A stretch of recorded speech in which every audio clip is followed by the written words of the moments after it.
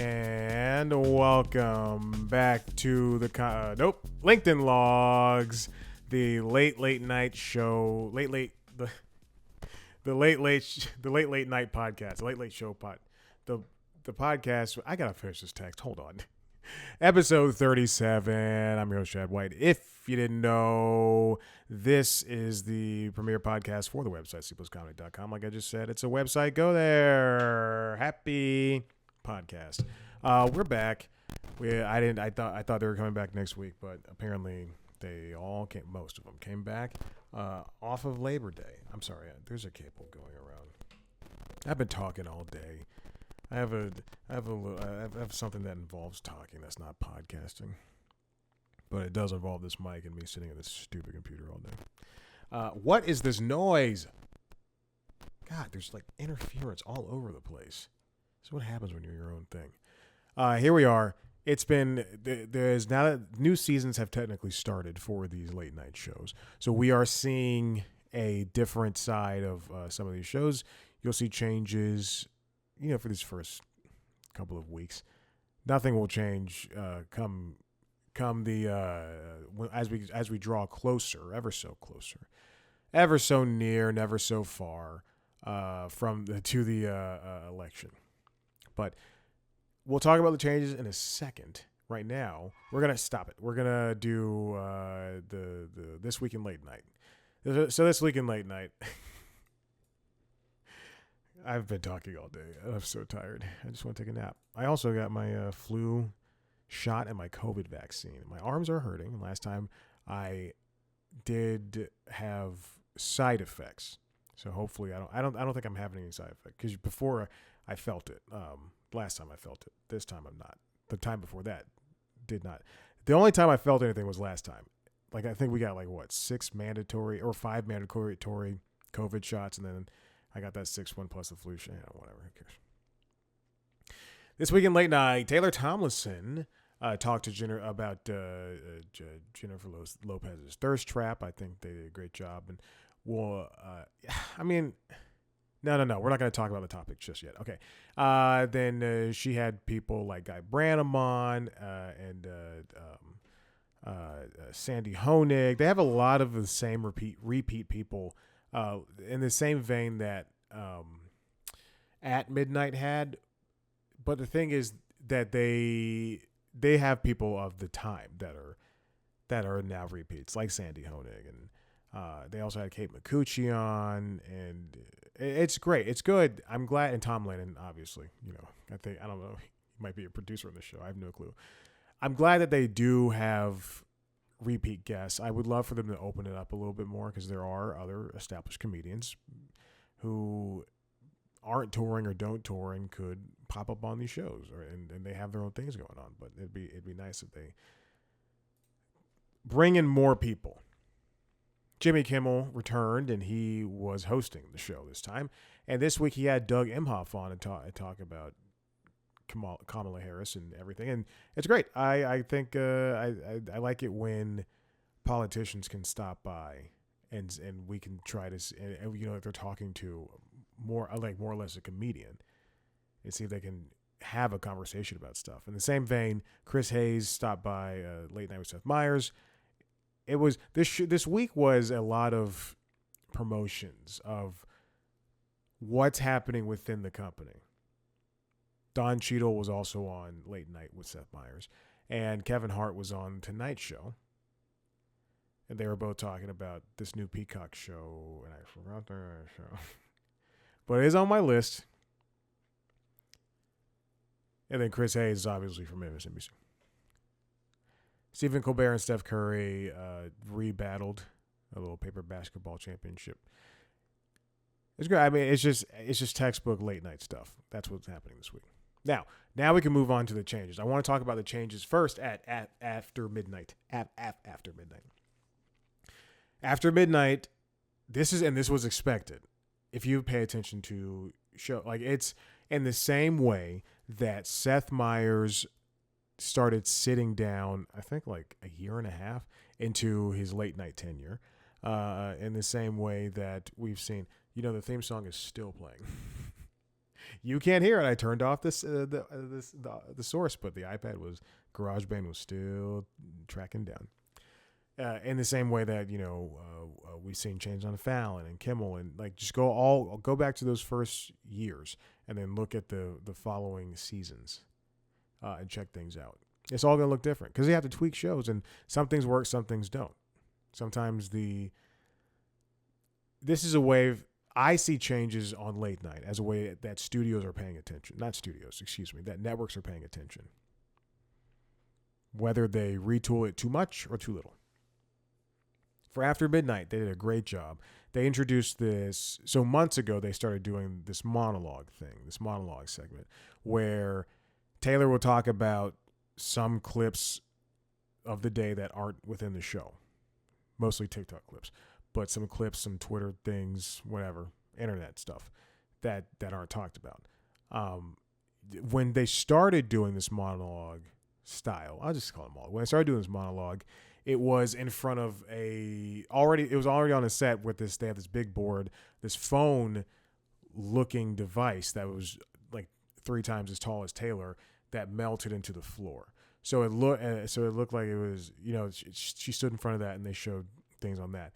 However, when they came back this season for the second season, they darkened the stage around Taylor. Now she's lit in sort of in a monologue style, like it's a play. It's really interesting to see. It's a strange lighting choice, but I'm all for it. Let's go. Good. Then they had a theme song. The theme song is forgettable. I mean, if it's not the Roots playing, it's forgettable. They have a theme song and an announcer who is much. It's not important who it is, because Late Night with Seth Meyers, they have an announcer who I don't know who it is. But on Jimmy Kimmel, they have Lou, who is a comedian who, if you've listened to the podcast, I forgot his name last name though. This is bad. Now I actually have to look up Lou's last name. Jimmy. And he took over for the guy who was from the Mighty Mighty Boss Tones. Lou Wilson. Lou Wilson is the comedian who is now the announcer. He was a writer on the show, I believe, and then he's the announcer. He might have been the only writer of color. Based on the behind the scenes that they show at Jimmy Kimmel Live sometimes. Seems like to be him and Guillermo. He and Guillermo seem to be only people of color that work at Jimmy Kimmel Live. Prove me wrong, Jimmy. I dare ya. So anyway, they have this announcer on After Midnight announcing that the show is starting. and the announcer mentions the guests in no particular order, and the panelists, rather, in no particular order, that are appearing on the show. And I don't know why they're out of order. Just the names that are on the guide, just put them there. Or whatever. It doesn't matter. But still, it's just kind of strange.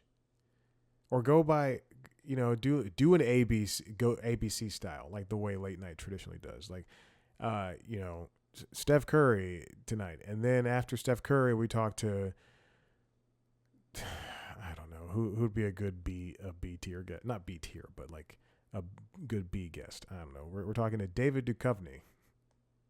I chose 2 men. And then we're going to hear from comedian Fortune Femster. Don't know why I put a woman in the seat, but there you go.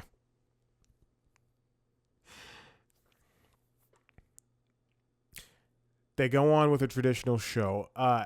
And sometimes Taylor references... Oh, also, Taylor used to hold up this little fake gift that they would give, the winner. Like, it'd be like a bunch of wet socks. A pile of wet socks. But now it's on a pedestal across the stage. Which I guess is funnier. I don't know. I think it's funnier when she reaches into her podium and she pulls out like a decrepit doll head or whatever. And then at some point they started having a panelist segment where the panelists sit down or talk. Excuse me. Last season where the panelists talked, and Taylor asked them one question. that typically had nothing to do with anything in the show. She's like, so what's your favorite wall to lean on? And that would be and they would have questions like that. They have 3 questions like that. Anyway, whatever. Now everyone sits down on a couch with a coffee table in front of them like a traditional late night show. I think that's a little too busy, especially for what After Midnight is. But they have, since After Midnight is a spinoff of At Midnight, and At Midnight was a 22-minute show, and this show is 44 minutes, they have to stretch things out. So they have these panelist segments that largely work. I like them. And those are all the changes, mostly. Little things here and there. And then as for our other changes, Late Night's HG Band is gone. If you listen to the last episode, I mentioned that already. And then weeks before that, I mentioned that was happening, I think. I don't remember. And you know, I watch every episode of Late Night with Seth Meyers. I even watch old clips. It is so strange to see a clip from a late night show. Like I can watch old episodes of New Girl, obviously. I can watch old SNL sketches. It is so strange to see a clip of a late night show. I can watch old interviews from Johnny Carson and Conan and stuff, but it's so strange to watch an old clip of a closer look. They used to be, if you're fans of Seth Meyers and Late Night Seth Meyers and a closer look and all that stuff, it used to be 5 minutes long. The first one was more of a jokey thing. Like there wasn't really any news. It was just writers playing characters. And then a few episodes in, did it become what it is today. Even if it was still 5 minutes, a few episodes in. It's so strange. And anyway, so the show starts the same way. You hear the same 8G band music. They recorded stuff. And then when the announcer says, you know, a closer look, I don't know, Miranda Lambert and writer, authored Margaret Atwood. Usually the part where it says, and the 8G band, featuring the 8G band. Now it's just music playing over 10 seconds. It's not 10 seconds, but it's probably like 8 to 10 seconds. And then Seth is just sitting there and he just kind of laughs. Because I feel like he notices it too. Like the part where it says, and the 8G band, it just doesn't work because the audience is clapping and it just, I mean, come on, at least, you know, on Tonight Show with Jimmy Fallon, the Roots are playing and Higgins is saying something and it all kind of it all fits together, even on Colbert's show. The last set of changes, this one comes, and I'm not kidding. I don't, this website is not in my favorites. I only come here. There's 2 reasons I come to this website. I'm not kidding. This sounds like a joke. There's 2 reasons I come to this website.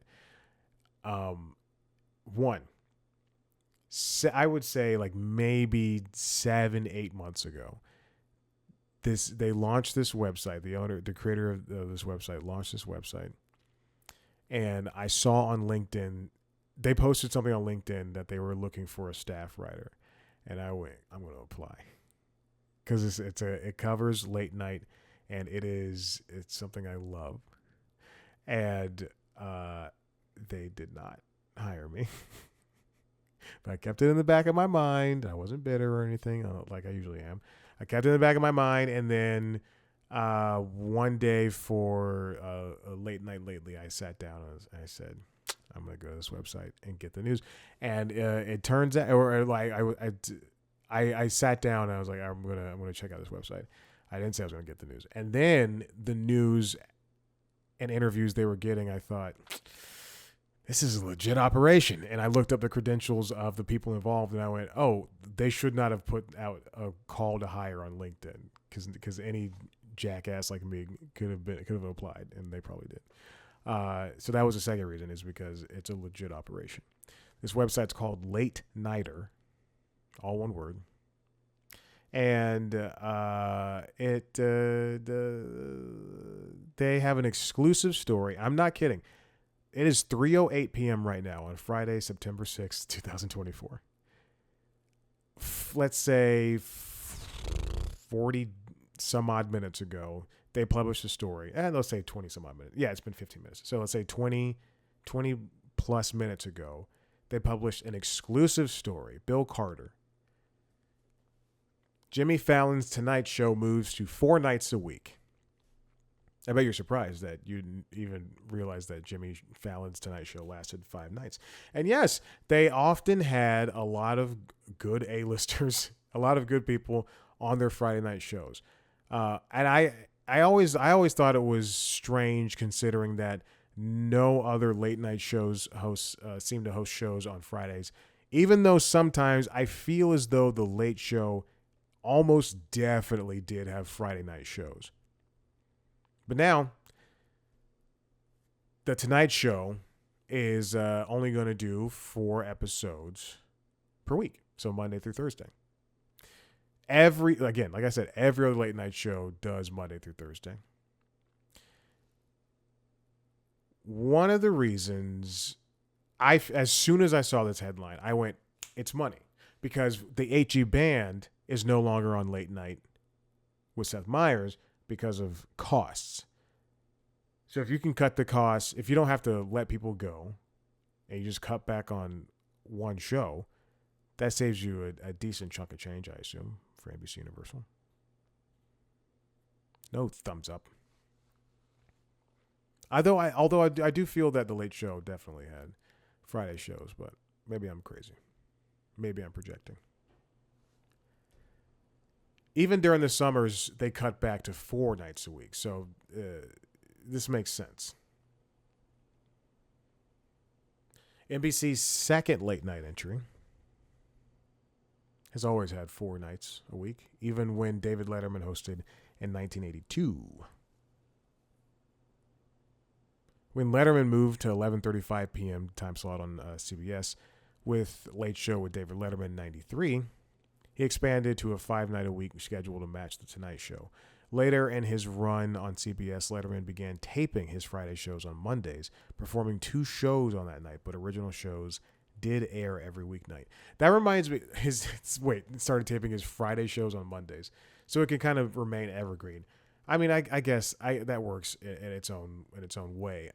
Conan on TV, when he was on TBS, a lot of times, especially towards the end of his hour-long run, they would tape multiple shows in a week. Like not like one a day. I'm saying like multiple shows in a day rather. So and then he would always hint at it. And I think in the same way that Letterman did the same thing too, where they would go, last night's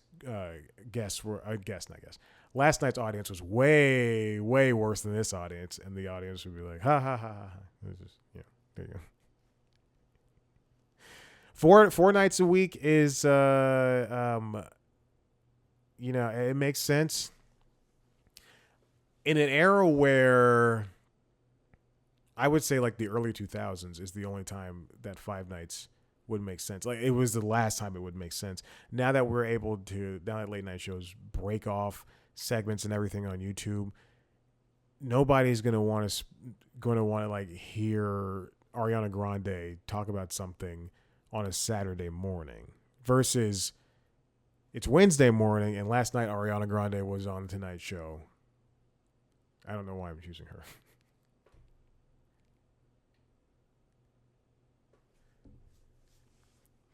They also, NBC, Universal, and Jimmy Fallon announced, I just watched this because again, I watch late night shows. I record them on YouTube TV and I watch them. Not all the way through all the time. Mostly the monologues, and then if they play games, I kind of skip over that and go straight to the interview.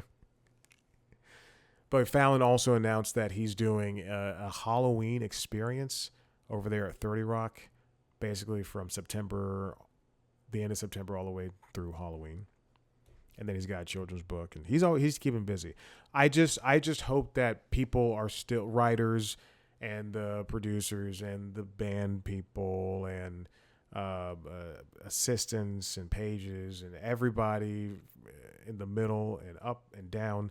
I hope everybody's still getting paid and getting paid enough to live, because that would this shrinking of late night is concerning. And if next year we see a huge change in the Daily Show, if something happens big, and I feel like the Daily Show would be the thing that changed the most, after Jon Stewart leaves, and after I feel like come February, I believe that's when all the shows return.